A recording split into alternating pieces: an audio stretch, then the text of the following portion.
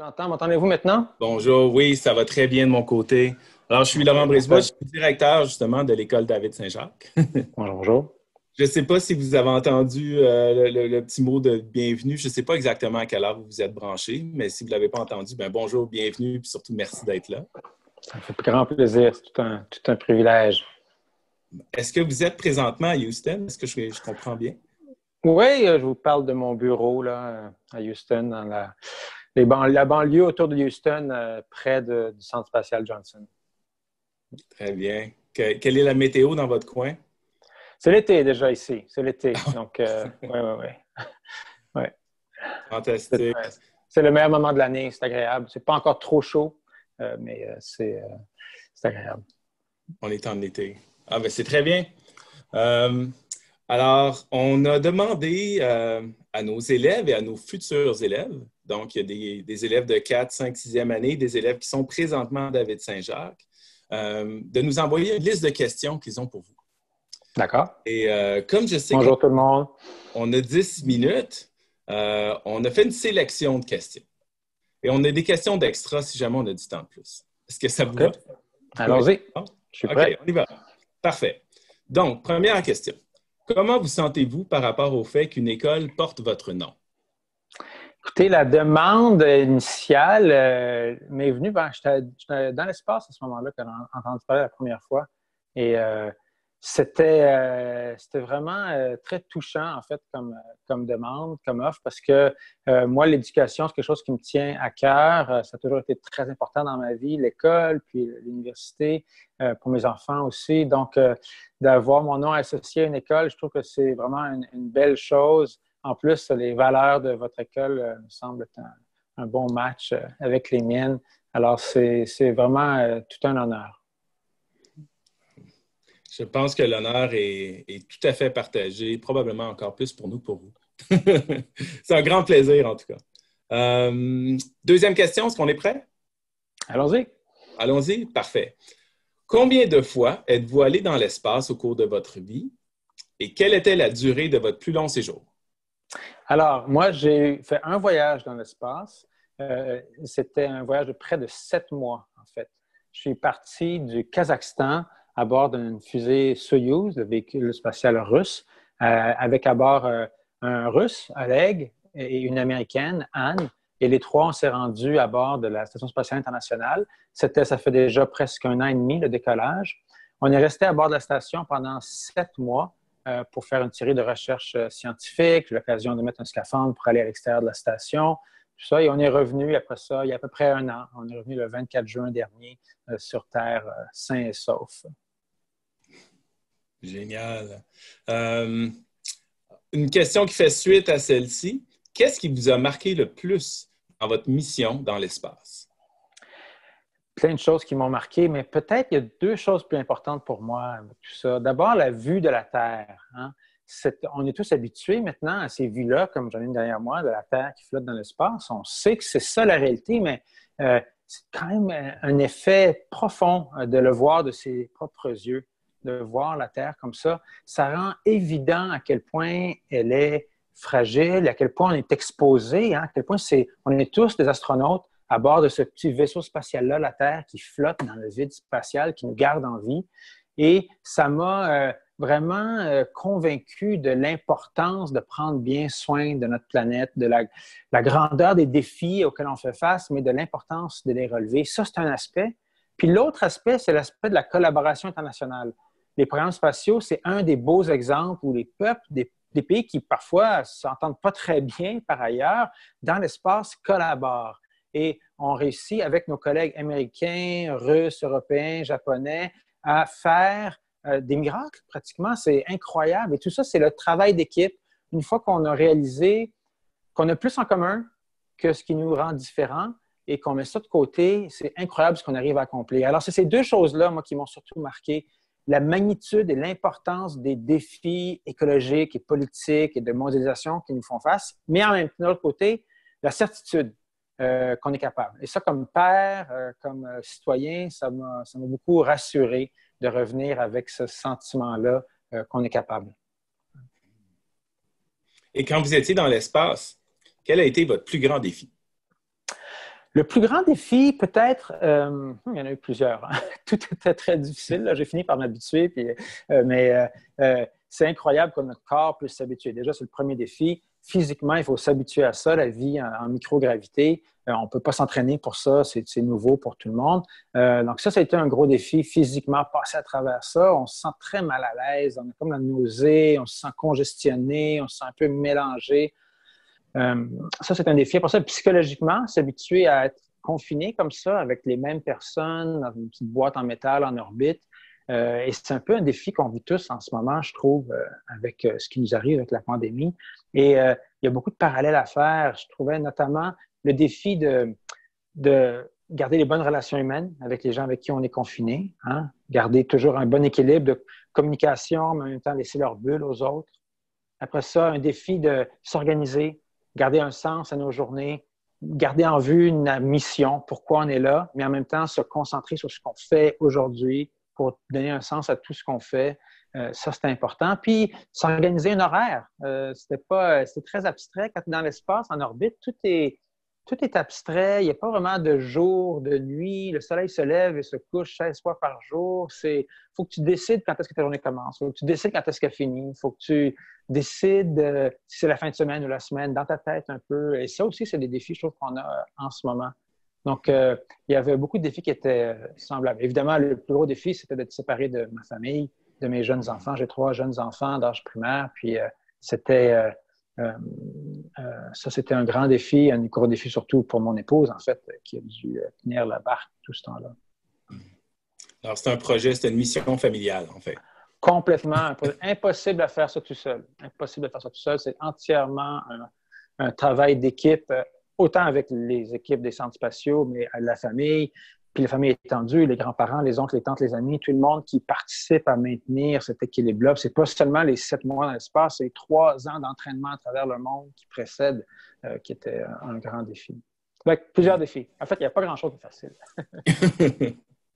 On comprend bien. Alors, une question ici d'un élève, futur élève de l'École David-Saint-Jacques qui demande si vous pouviez aller visiter une autre planète que la Terre, laquelle aimeriez-vous visiter et pourquoi?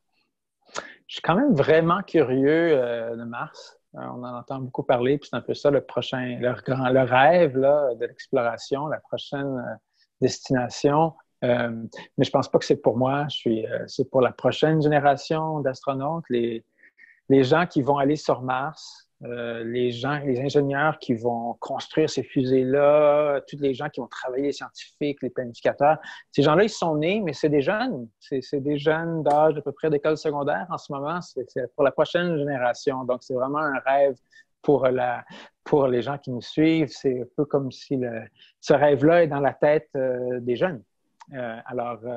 Mon rôle, peut-être, c'est de réussir à contribuer à passer le bâton à la prochaine génération. Qui sait, peut-être que vous allez inspirer un des jeunes de l'École David-Saint-Jacques. C'est un rêve tout à fait Mars. permis. Un rêve tout à fait permis. C'est vraiment pour eux. Alors, ici, on parle de votre entraînement, parce qu'il y a beaucoup de questions qui se répétaient sur l'entraînement d'astronaute. Et oui. On demande quelle était la partie la plus intéressante de l'entraînement, selon vous? Moi, je suis un peu un touche-à-tout. Alors, j'aimais ça que c'était très varié. Ça, c'était fascinant. J'aimais ça aussi, parce que qu'est-ce qu'on apprend pour être astronaute, en gros, là? Faut apprendre comment fonctionnent les vaisseaux spatiaux, évidemment. C'est un peu comme un cours de pilotage, on peut imaginer, mais pour des vaisseaux spatiaux, avec des simulateurs, puis tout ça. Après ça, il faut apprendre comment fonctionne la station spatiale. Ça, c'est vraiment un cours d'ingénieur, là, tous les systèmes qui nous gardent en vie, tout ça. Après ça, il faut apprendre à piloter des avions en réaction, parce que c'est un peu notre plateforme pour apprendre la mentalité d'astronaute, de l'opérateur, du sens pratique, de prendre des décisions en temps réel. Après ça, il faut apprendre des langues étrangères. Il faut apprendre notamment à parler russe, parce que tout le monde doit parler au moins russe et anglais. C'est les 2 langues de base dans le programme spatial. Alors, moi, je parle français. Déjà, alors ça va pas m'aider à communiquer avec nos collègues français. Je parle un peu japonais, parce que j'ai vécu là-bas. Donc, il y a des langues. Et puis, après ça, il faut se tenir en forme. Il y a tout un côté là, de préparation physique. Puis, après ça, il y a la préparation scientifique, se préparer à toutes les expériences qu'on va faire à bord. Donc, le fait que ce soit si varié, ça, je trouvais ça vraiment fascinant. C'est ça qui me plaisait le plus. Hmm. C'est impressionnant. On ne fait que se projeter dans ce que ça doit être, puis on est déjà fatigué. En chapeau. Euh, Ah oui, j'ai une question intéressante ici qui n'est pas dans l'espace, mais qui est sur votre retour sur Terre. Oui. Alors, après un long séjour dans l'espace et l'absence de gravité pendant tout ce temps-là, Mhm. quel est l'effet quand on revient sur la Terre? Comment on se sent? Ça, c'est tough. C'est tough de s'habituer. C'est vraiment pénible de s'habituer à l'absence de gravité parce que depuis des millions d'années, les êtres humains évoluent sur Terre avec la gravité. Alors, tous les systèmes de notre corps sont organisés pour ça. Donc, c'est incroyable qu'on arrive même à s'habituer à être dans l'espace. Donc, ça prend peut-être, je sais pas, un mois, peut-être, avant d'être complètement, vraiment, vraiment habitué, de se sentir comme un poisson dans l'eau. On apprend à voler. On va apprendre à voler d'un endroit à l'autre. Puis, il y a tout un côté physique d'ajustement. Mais quand on revient, et puis là, à la fin de la mission, on est à son meilleur, en pleine forme, complètement adapté, tout va bien. Et là, on revient sur Terre et là, la gravité nous écrase. Et ça, c'est encore plus difficile que s'adapter à la vie dans l'espace. C'est surprenant, hein? On pourrait penser que notre corps devrait s'en rappeler, c'est comment la gravité, mais on dirait qu'on l'oublie. Et puis, moi, j'ai trouvé ça plus difficile de me réhabituer. Alors, qu'est-ce qui arrive, par exemple? Quand tu vis en microgravité, tu perds complètement le sens de l'équilibre parce que ça n'a pas de sens, l'équilibre. Il n'y a pas de haut, il n'y a pas de bas. Alors, au début, ton esprit est très confus à cause de ça et finit par, on dirait, oublier le sens de l'équilibre parce que ça ne sert plus à rien puis c'est mélangeant. Alors, quand tu reviens sur Terre, tu es incapable de te tenir debout. Il faut absolument que tu te tiennes après un mur ou que tu tiennes la main de quelqu'un. Après ça, le sang, quand on est sur Terre en ce moment, ici, le cœur est ici, là, puis c'est plus facile d'envoyer du sang dans les pieds que dans la tête, ouais, à cause de la gravité. Mais notre corps est tout organisé pour compenser ça. Quand tu arrives dans l'espace, ça fait que tu as une grosse tête rouge gonflée puis des petites jambes blanches toutes minces parce que le sang va surtout à la tête et ton corps finit par ajuster ça et tu deviens normal. Et quand tu reviens sur Terre, c'est le contraire. La gravité tire ton sang dans les jambes et tu as les grosses jambes rouges gonflées puis tu as toute la tête pâle puis tu veux tout le temps t'évanouir. Fait que tu te sens vraiment... tu n'as pas de sens d'équilibre et tu as le goût de t'évanouir. C'est pas le fun. Tu as la nausée et puis... tu es un peu affaibli, tu as oublié comment marcher, tu as tous les petits muscles de posture, de coordination. Fait que tu es vraiment physiquement, c'est vraiment pas le fun. Vraiment pas le fun. Pendant plusieurs semaines, heureusement, on est accueillis dans l'amour de notre famille et puis on est accueillis, il y a toute une équipe qui s'occupe de nous. Ça, j'ai trouvé ça vraiment, vraiment difficile de me réadapter à la gravité. Ouais, c'est revenu. Finalement, je suis correct là, après plusieurs mois, mais il faut passer à travers. Wow. Et au niveau, je vais passer à la prochaine question aussi qui complémente celle-là.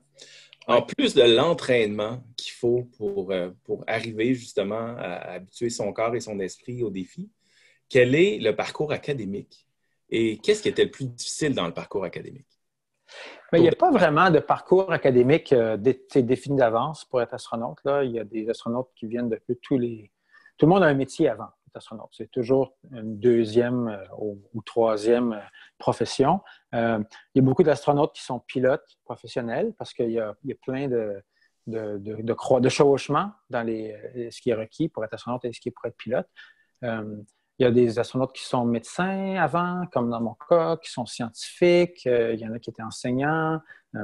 Donc, c'est toujours un peu dans le côté technique, scientifique, mais il n'y a pas vraiment de chemin déterminé. Ce qui est vraiment important quand on recrute des astronautes, c'est un certain sens de l'excellence, que les gens sont capables d'apprendre. Un astronaute, c'est quelqu'un qui est capable d'apprendre et on sait qu'il va vraiment bien faire son travail, on sait qu'il est capable d'en prendre, si on veut. Donc, il y a un côté d'excellence académique, peu importe le sujet, si on veut, c'est pas juste prouver qu'on est capable d'en prendre puis capable d'apprendre.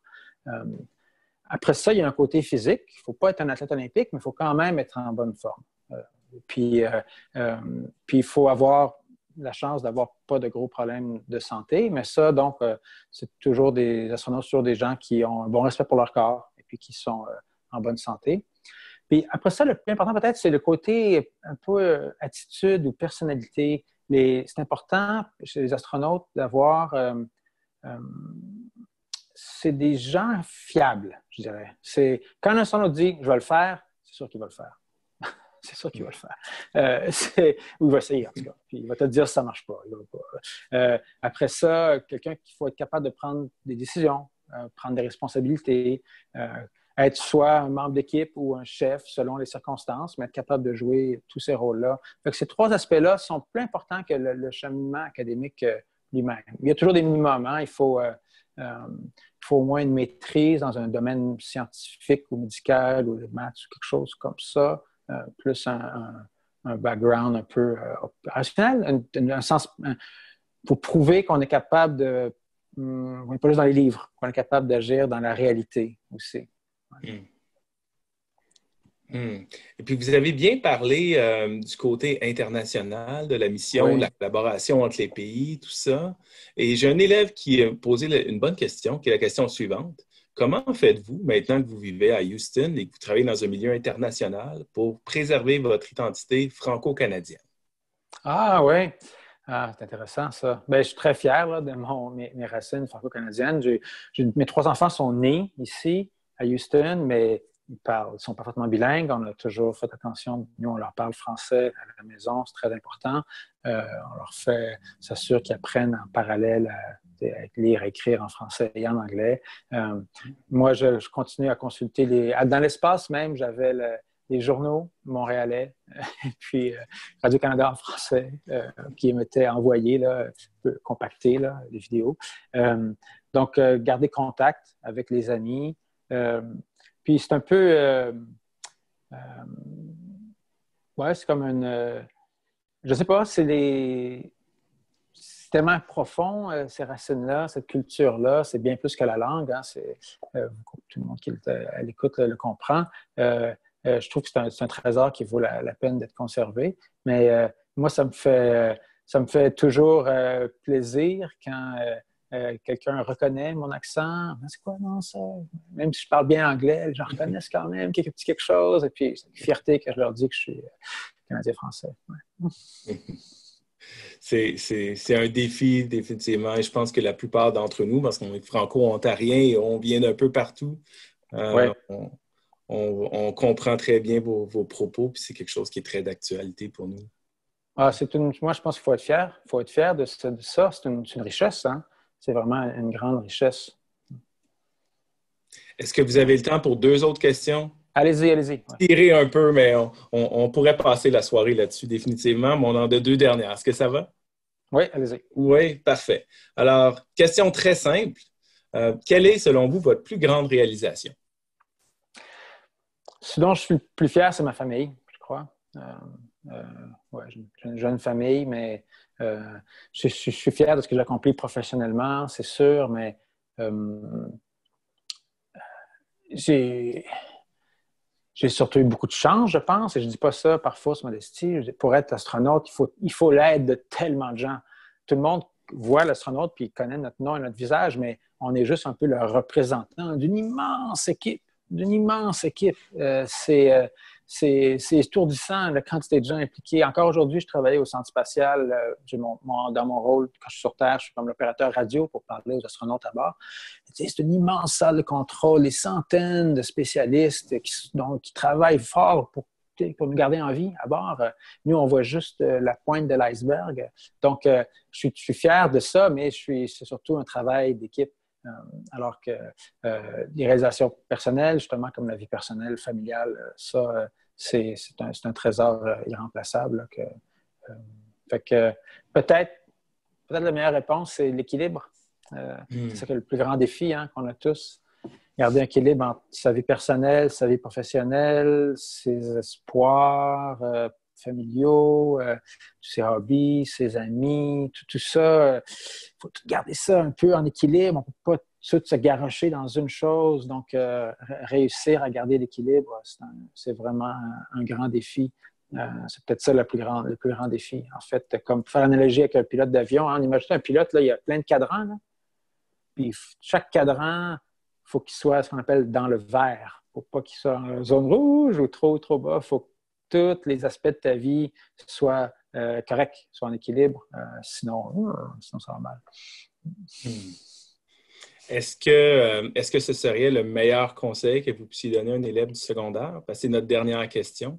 Quel est le meilleur conseil que vous pourriez leur donner? Je peux t'en donner deux? Ah ouais! Ou les meilleurs conseils, on les prend tous.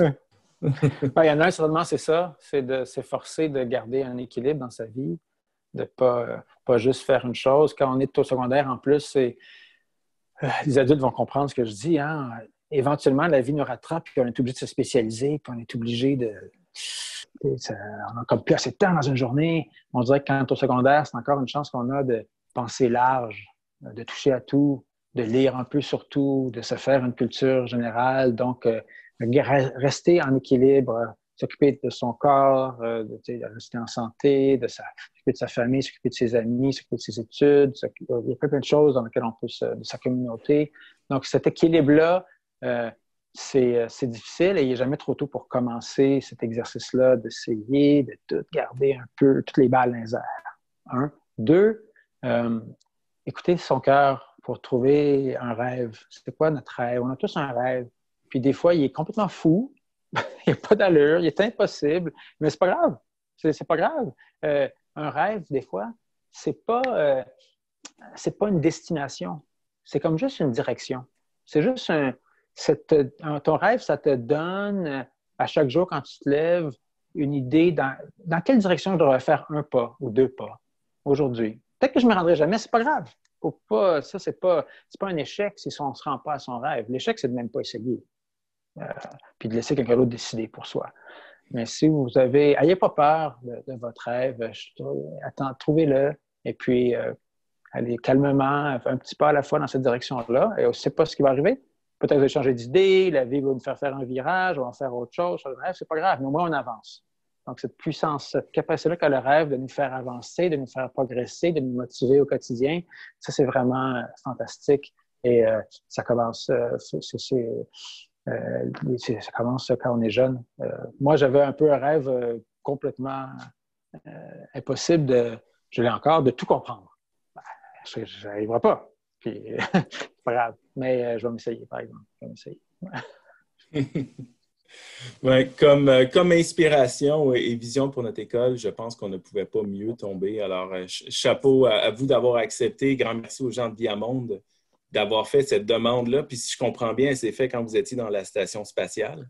C'est quand même Oui, c'est ça. particulier. Oui, j'étais à bord. C'était très touchant. C'était très touchant. Puis, j'étais peiné quand j'ai su que, tu sais, avec toutes nos restrictions actuelles, peut-être que l'événement n'aurait pas lieu, je ne sais pas quoi. Mais alors, merci d'avoir organisé ça. Ça fait plaisir. Je me balade sur mon écran, je regarde des gens qui sont connectés. Et puis, c'est touchant de penser qu'il y a des élèves de l'école comme ça, des parents, des professeurs, des visiteurs. C'est tout un privilège. J'espère avoir la chance d'y aller un jour en personne.